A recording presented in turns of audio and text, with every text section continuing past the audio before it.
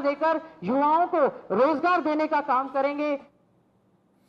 तो हरियाणा में कांग्रेस की तरफ से घोषणा पत्र जारी किया गया। आगे बढ़ते हुए दिल्ली से एक बड़ी खबर आपको बताऊं, जहां दिल्ली के वसंत कुंज में दिल दहला देने वाली घटना हुई है, जहां एक पिता ने 4 दिव्यांग बेटियों के साथ खुदकुशी कर ली है। इसके साथ ही साथ आपको बता दें कि फ्लैट का ताला तोड़कर शवों को निकाला गया है। जहर खाकर आत्महत्या करने की आशंका जो है वो जताई जा रही है और आत्महत्या का कारण हालांकि अभी तक स्पष्ट नहीं हो पाया है। तो दिल्ली के वसंत कुंज से ये बड़ी खबर आपको बता रहा हूं, जहां एक पिता ने अपनी 4 दिव्यांग बेटियों के साथ आत्महत्या कर ली है और हालांकि आत्महत्या की वजह क्या रही, इसको लेकर पुलिस पूरे मामले की जांच जो है वो कर रही है। लेकिन अपने आप में ये दिल दहला देने वाली खबर है, क्योंकि जिस तरीके से ताला तोड़कर आपको बता दूं कि पुलिस घर के अंदर पहुंची और तब शवों को बाहर निकाला गया है और पूरे मामले की जांच भी पुलिस ने शुरू कर दी है। फ्लैट का ताला तोड़ा गया और उसके बाद उसमें शव जो हैं उन्हें बाहर निकाला गया।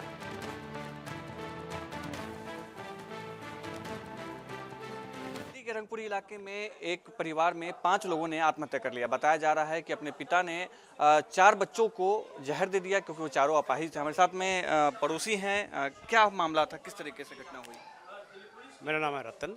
एक्चुअली मामला क्या कुछ पता जाता है ही नहीं, क्योंकि ये जो फैमिली थे 4 बच्चे थे, लड़की थे सारे, और उनकी एक आदमी थे, उनके पापा थे। उनका पापा बसंत कुंज स्पाइनल इंजरी में कारपेंटर के काम करते थे और उनकी मम्मी भी जिंदा थे। तो 6-8 महीने पहले उनका भी हॉस्पिटल में डेथ हो गया।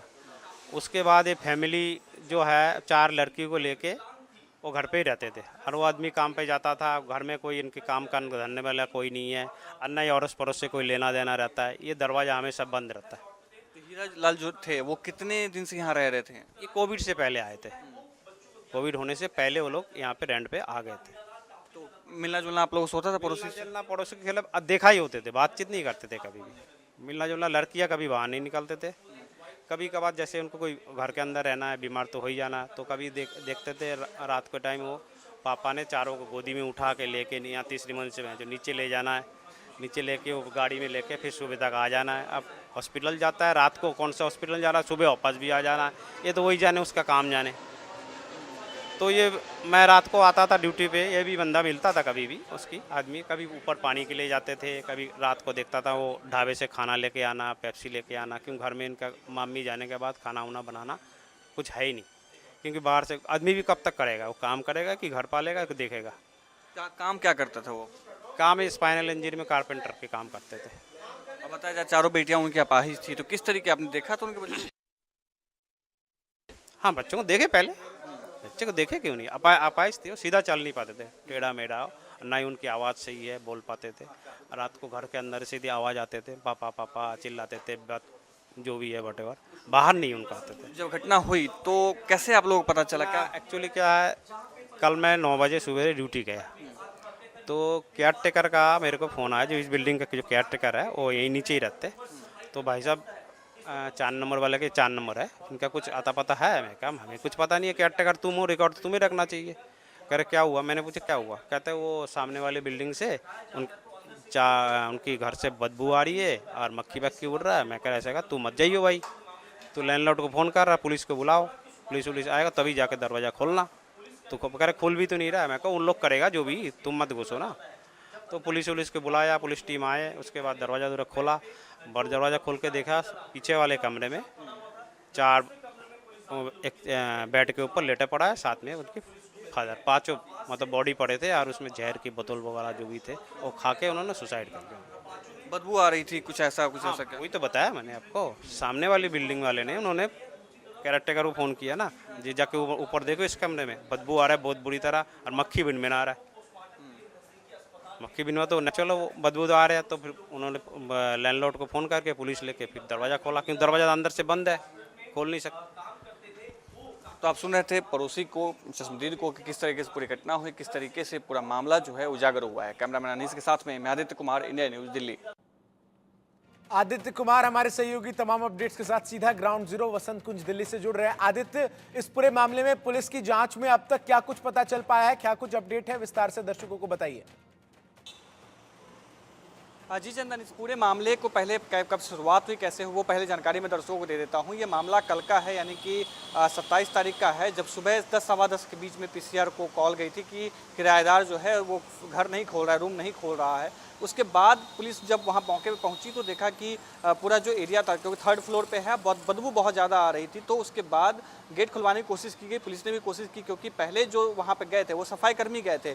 सफाई कर्मी जब पूरा, क्योंकि वो 3 मंजिला इमारत है, पूरी आप इमारत को देखेंगे तो 3 मंजिला इमारत है। 3 मंजिला इमारत पे जब सफाई करने के लिए जब सफाई कर्मी गए तो वो गेट उसने नहीं खोला। ये जो मृतक थे, हीरालाल नाम है उनका, 46 साल के आसपास उनकी उम्र बताई जा रही है, उन्होंने रूम नहीं खोला। उसके बाद फ्लैट के ऑनर को सूचना दी गई कि इस तरीके के जो ये व्यक्ति हैं वो गेट नहीं खोल रहे हैं। उसके बाद वहाँ के अड़ोसी पड़ोसी जो सब लोग इकट्ठा होने, क्योंकि बदबू बहुत ज़्यादा आ रही थी, सल्फास खाने की जो बात अभी तक सामने आ पा रही है, क्योंकि जो कुछ दवाइयों की, जो कुछ जहर की बोतलें मिली हैं वहाँ पे, वो सल्फास बताया जा रहा है कि सल्फास की गोली खा करके उन्होंने जान दी है। जो उनके 4 बच्चे थे वो चारों अपाहिज बताए जा रहे हैं। और अभी कुछ महीनों पहले ही जो मृतक है, मृतक की जो हीरालाल शर्मा जिसका नाम बताया जा रहा है, उसकी वाइफ की भी जो मृत्यु जो है अभी कैंसर से हुई थी, और इस वजह से वो बहुत परेशान चल रहे थे। उसके बाद जो बाकी के 4 बच्चे थे वो अपाहिज होने की वजह से पूरा दिन उनका जो है, हीरालाल मृतक का पूरा दिन उसके देखभाल में ही चला जा रहा था।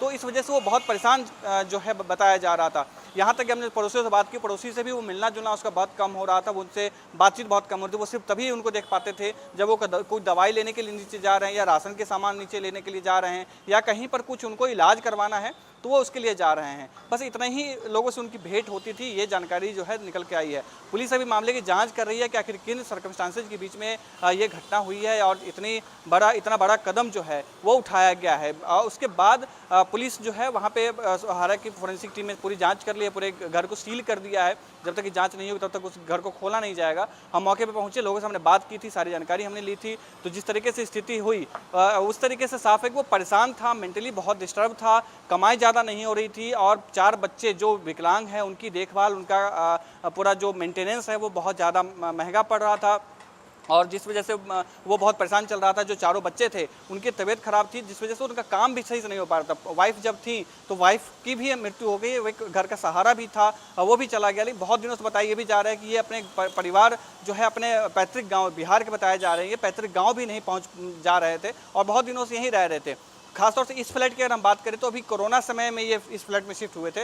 वह 1 BHK का फ्लैट है ये, जो सामने जो एक हॉल है बड़ा सा, उसके पीछे बताया जा रहा है कि एक कमरा है, जिसमें सामने वाले में जो हीरालाल है, हीरालाल शर्मा, उसकी डेड बॉडी मिली थी। उसके पीछे वाले जो कमरा है, जहाँ मुख्य जो कमरा है, उसमें चारों बेटियों की जो लाश है वो मिली थी। जिस तरीके से पूरी जांच है उससे साफ पता चल रहा है कि आत्महत्या की बात कही जा रही है सामने, कि परेशान होने की वजह से उन्होंने आत्महत्या किया है, मेंटली बहुत डिस्टर्ब थे, इस वजह से आत्महत्या करने की बात भी सामने आ रही है। एक बात खास ये कि अभी तक ये पता नहीं चल पाया है कि चारों ने अपने से खाया है या जो जहर खाने की, जो जहरीला पदार्थ खाने की बात जो सामने आ रही है, तो वो चारों ने अपने आप से खाया है, बच्चों ने और पिता ने अलग खाया है, या पिता ने खुद खा करके चारों को जहर दिया है। इसके बारे में जो है अभी तक जो जानकारी नहीं है। जो 4 बच्चियां जो जिनकी मौत हुई है, इनकी जो हीरालाल की उम्र 46 साल बताई जा रही है, एक जो नीतू है जिनकी उम्र 26 साल बताई जा रही है, निक्की है जिसकी उम्र 24 साल है, एक नीरू है जो 23 साल की है, और निधि है जो 20 साल की है। तो ये अभी साफ नहीं हो पाया है कि इन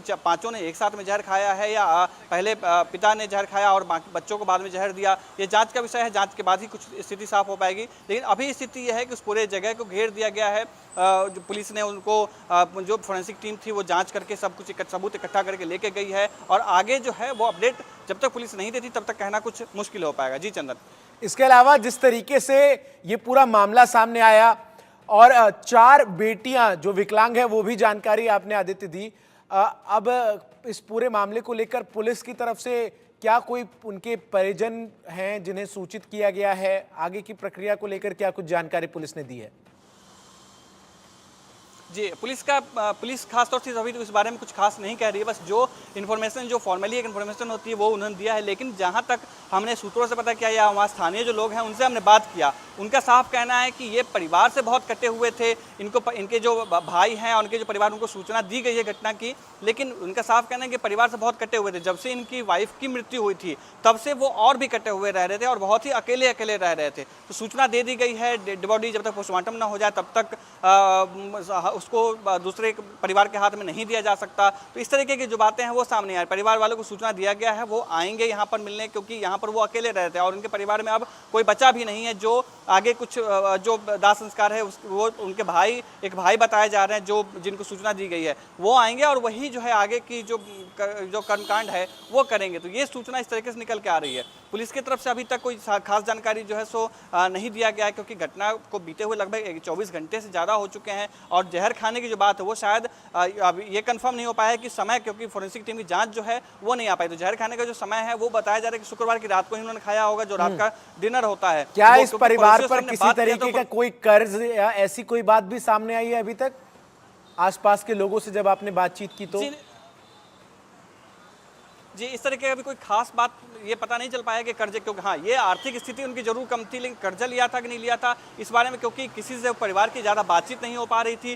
कोई ऐसा व्यक्ति नहीं था जिससे उसका संपर्क किया जा सके। तो इस वजह से हो सकता है कि जब तक पुलिस और जांच ना कर रही है और इनके जानने पहचानने वाले जो सामने ना आए तब तक इस बारे में जानकारी नहीं मिल सकती, कहना मुश्किल हो पाएगा। लेकिन जिस तरीके से अभी तक पता चल पाया है, कर्जे की कोई बात नहीं है। कोई लेनदार, कोई देनदार जो है उनसे मिलने या उनके परिवार को देखने के लिए नहीं आया है। आर्थिक रूप से वो कमजोर जरूर थे, इस वजह से उन्होंने आत्महत्या की एक जो कदम उठाया ये बताया जा रहा है। साथ ही जो 4 बच्चियों का देखभाल करना और दिव्यांग बच्चों का देखभाल करना बहुत ही कठिन होता है। परिवार में अकेले होना और एक मानसिक अवसाद में चला जाना एक बहुत ही कॉमन सी बात जो है वो सामने आई है। पुलिस के रिपोर्ट का, FSL की रिपोर्ट का इंतजार हम कर रहे हैं कि किस तरीके से पूरी घटना हुई है, कैसे पूरे घटना को अंजाम दिया गया, उसके बाद ही कुछ कहना सही हो पाएगा। जी चंदन। बिल्कुल, और इस तरीके की घटना के बाद आसपास के लोग जो है वो काफी डर जाते हैं आदित्य। तो ऐसे में जब आपने आसपास के लोगों से बातचीत की तो उनका क्या कुछ कहना था? सुनी हमने आपकी बातचीत भी लोगों से, और साफ तौर पर आसपास के लोग भी इस घटना के बाद डरे हुए नजर आ रहे हैं। जी बिल्कुल चंदन, अब वो इलाका जो है वो पूरा रिहायशी इलाका है, एयरपोर्ट से बहुत ही नज़दीकी पे है वो पूरा का पूरा इलाका।